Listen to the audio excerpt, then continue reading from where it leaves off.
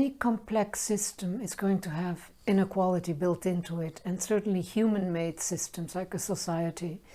So the issue really is what kind of inequality is unacceptable. So for me, in a way, social justice is a more substantive concept than inequality. I've been talking about inequality for 30 years, so it's not that I want to do away with that category. But we need to make it work with another feature, and there I would say social justice. And at the other end, of course, this notion that when inequality goes beyond a certain point, we're talking expulsions. For 200 or 300 years, capitalism was a force for expanding a certain kind of economy. In that expansion of a certain type of economy, a capitalist economy, of course, all kinds of other sectors were expelled, or they were broken down and incorporated as subordinate elements in capitalism. So especially if you take the post-World War II time, Keynesianism thrived on bringing in workers as consumers, because consumption was the critical sort of force at that point. I argue that beginning in the late 1980s, we see a new dynamic install itself in our economies. It's not that everything that was there disappears. It's that something else, big, significant, consequential, also installs itself.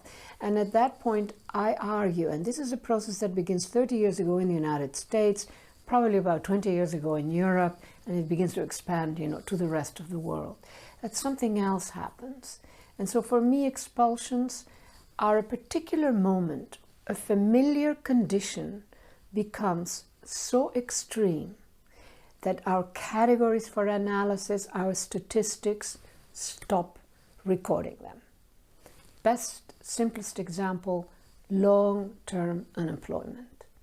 At some point, they are still there, but we no longer measure them. It's like they fall off the cliff. They become statistically invisible. And does that also mean that society or the economy doesn't care about those people anymore, that they are dispensable altogether? You said it, exactly. It really means that you are out of the system.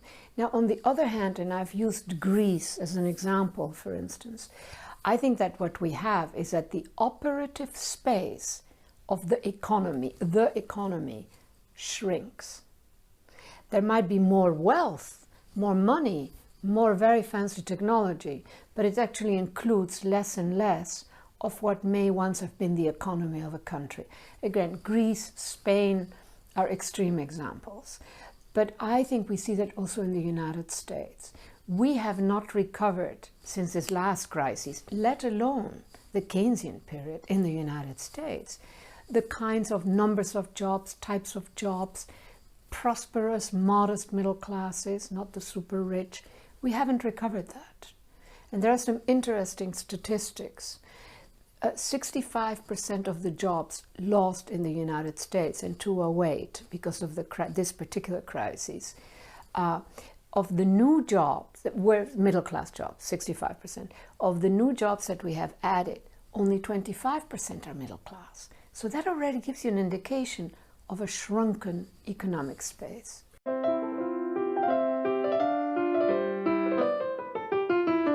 One vector in a debate that I'm part of is why should the camps for the displaced and the refugees, which often have 3 generations, why don't we allow those camps to become cities?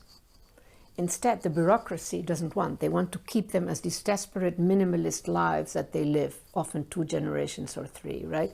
So how can we transform what are now often very, very negatives?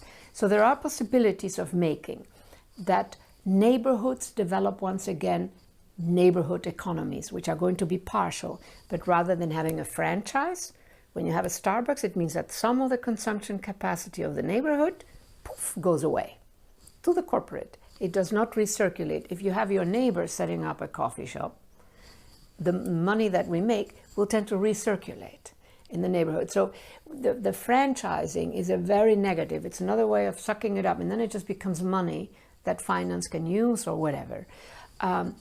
But there are also spaces of such extreme misery, of such extreme poisoning of land and toxicity, you know, where you have big manufacturing and the workers are half dead and the children are ill. There is very little possibility of making. Those are spaces of death. Those are spaces that kill workers and their families, you know, over protracted, a slow death, but a death. The question for me becomes, politically, what can be done? And so in that sense, why not make these refugee camps into cities? They already are de facto like little cities. They have little shops, they have this. Enable them. Let them become a city. But no, somebody will want to own that land to set up a plantation, you know. So that is a struggle. But this is so mostly what I see is a very negative condition. And it is a question to me, when there are so many different types of expulsions, we must check out, if you want, we have to research and understand the spaces of the expelled. I don't have full knowledge, but I want to, that to me is like a next project.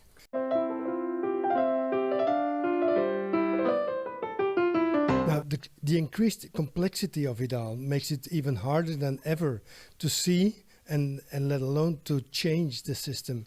Does that mean game over for the people? No, I don't think so, because, you know, history moves on. No powerful system has lasted forever. The masses of people in misery, they seem to last forever. They're going to be there. But what is now the top, the pinnacle of power, it will self-destruct. We can't destroy it. It's too powerful. But it is so powerful that nothing can govern it. And if it does not know how to govern itself, it's finished. So something else will happen. But, you know, that is a very sort of long-term historical perspective. We look at the big capitalist firms of the Keynesian period. They're mostly dead. They're dead.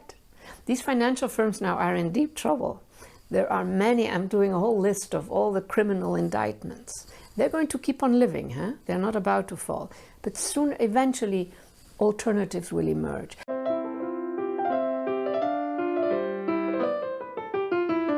And I must say that I wanted to keep Expulsions as a small book, and my main concern was to bring in the biosphere bit, you know, the chapter at the end called Dead Land, Dead Water, which was the chapter that I really got most involved with, because the financial stuff I had sort of been doing for years. And this notion that till about 30 years, the biosphere was able to rebalance all our destructions, which after all started from the moment we got on this planet. But in the last 30 years, we have actually won the war of destruction. And the biosphere, I say that with irony, and the biosphere is no longer able. So we literally have dead land and dead water. And I argue, why use the sort of so civilized language of climate change? Let's call it by its name, dead land, dead water.